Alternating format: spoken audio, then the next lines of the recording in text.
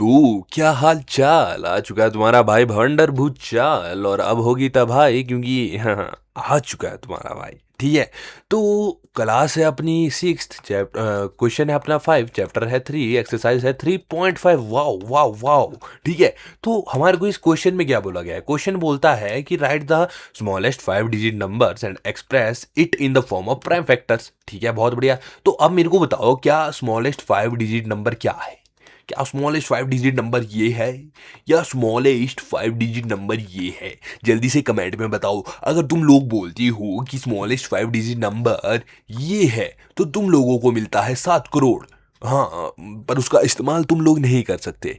ठीक है, तो तुम लोगों को मिला 7 करोड़। ठीक है, तो ये है स्मॉलेस्ट 5 डिजिट नंबर। अब हमारे को क्या बोला है? इस स्मॉलेस्ट 5 डिजिट नंबर को प्राइम फैक्टराइजेशन में चेंज करना है, यानी इसके प्राइम फैक्टर्स लिखने हैं। तो भाई काहे टेंशन लेते हो लाला, लिखते हैं ना। तो हमारे पास क्या है? 1 2 3 4। ठीक है, हमारे पास कितना आ गया? हाँ, यही आ गया। ठीक है, बहुत बढ़िया। अब हम इसको करते हैं, क्या करते हैं इसको? अब हम करेंगे आगे सोल्व। ठीक है, तो प्राइम फैक्टराइजेशन यानी कि यहाँ पे जितने भी नंबर हम लिखेंगे वो सारे नंबर प्राइम नंबर्स होंगे, तभी इसका नाम प्राइम फैक्टराइजेशन हो गया। ठीक है, यानी कि जिन जिन नंबर से हम इसको डिवाइड करेंगे वो नंबर्स प्राइम नंबर होंगे। तो शुरू करते हैं 2 से। तो क्या है, 2 से कट रहा है? जी बिल्कुल कट जाएगा। 5000 हमारे पास आंसर आ जाएगा। ठीक है, बहुत बढ़िया। उससे आगे 2 से कट रहा है? बिल्कुल कट रहा है जी। क्योंकि तुम लोगों को अगर एक चीज़ याद होगी, बहुत ही स्टार्टिंग में मैंने बताया था कि भाई जिन भी नंबर के एंड में 0 आ रहा है, 2 आ रहा है, 4 आ रहा है, 6 आ रहा है, 8 आ रहा है, वो सारे के सारे नंबर जो है 2 से डिवाइड हो सकते हैं। ठीक है, बहुत बढ़िया। तो अब देखें, तो ये डिवाइड होगा, बिल्कुल होगा। 0 तो आ ही रहा है, यानी कि 2500। बहुत बढ़िया। इधर भी 0 आ रहा है, यानी कि भी 2 से हो ही जाएगा। ठीक है, तो इसको जब हम करेंगे हमारे पास आ रहा है 1250। भाई साहब, अब इधर भी 0 आ रहा है, यानी कि ये भी हो जाएगा। तो 2 से ही करेंगे, मेरे पास आ गया 625। अब यहाँ पर 5 आया, 2 को इस्तेमाल करके फायदा ही नहीं है। 3 को इस्तेमाल करें, तो 3 को अगर हम इस्तेमाल करें, देखो जल्दी जल्दी कैलकुलेशन करने के लिए हमारा डिवीजन देखना पड़ता है ना। तो अगर मैं देखूं तो ये हमारे पास आ जाता है 6 + 2 8, 8 + 5 यानी कि 13। तो क्या 13 3 से डिवाइड होगा? बिल्कुल भी नहीं, यानी कि अपना ये 3 से भी नहीं हो पाएगा। 5 से देखें, हाँ 5 से होगा। क्यों? क्योंकि 5 से डिविजिबिलिटी अगर हमने देखनी है तो 5 से डिविजिबिलिटी का रूल क्या है? 5 से डिविजिबिलिटी का रूल ये है कि अगर किसी भी नंबर के एंड में 5 या 0 हो तो 5 से डिवाइड हो जाएगा। तो इसके एंड में क्या है? 5 है, तो यानी कि 5 से डिवाइड हो जाएगा। तो 5 से डिवाइड हो रहा है, बहुत बढ़िया। 5 का आ जाएगा 125, बहुत बढ़िया। ठीक है, ये भी एंड में 5 आ रहा है, यानी 5 से डिवाइड हो जाएगा। तो मेरे पास आ गया 25। अब 25 तो 5 से आराम से हो जाएगा ना। 5 5 25, और 5 तो खुद से हो ही जाएगा क्योंकि 5 तो प्राइम नंबर है लाला।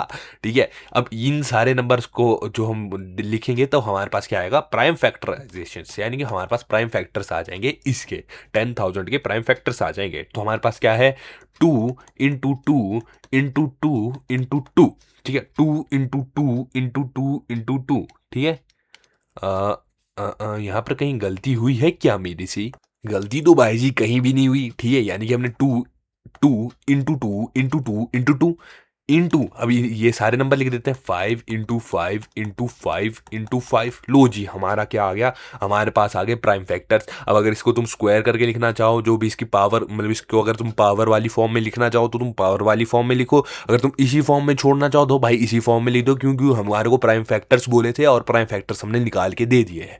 ठीक है, तो इसी के साथ ये वाली वीडियो भी होती है खत्म। और तुम अगर अभी भी कंफ्यूजन में हो ना कि भाई मैंने इसके लिए 3 के लिए कैसे निकाला कि भाई ये 3 से कटेगा कि नहीं, 625 जो है 3 से डिविजिबल है कि नहीं, भाई तो तुम ऐसा करो, इसी चैप्टर की शायद पिछले एक्सरसाइज की, यानी कि 3.4 का शायद पहला या फिर 3.3 का पहला क्वेश्चन है, जिसमें पूरा बताया गया है 2 से लेकर के 11 तक के नंबर्स को कि हम डिविजिबिलिटी कैसे चेक करते हैं। ठीक है, तो पहले वो चीज़ देखो। देखो कंसेप्ट वाइज चलोगे ना तो तुम्हारे लिए हर क्वेश्चन ईजी रहेगा, और अगर हर क्वेश्चन को रटने के तौर पर चलोगे तो भाई तुम्हारे लिए एक क्वेश्चन भी ढंग से नहीं किया जाएगा। और वही मेन कारण होता है मैथ्स में फेल होने का, क्योंकि मैथ्स मेनली एक पजल है।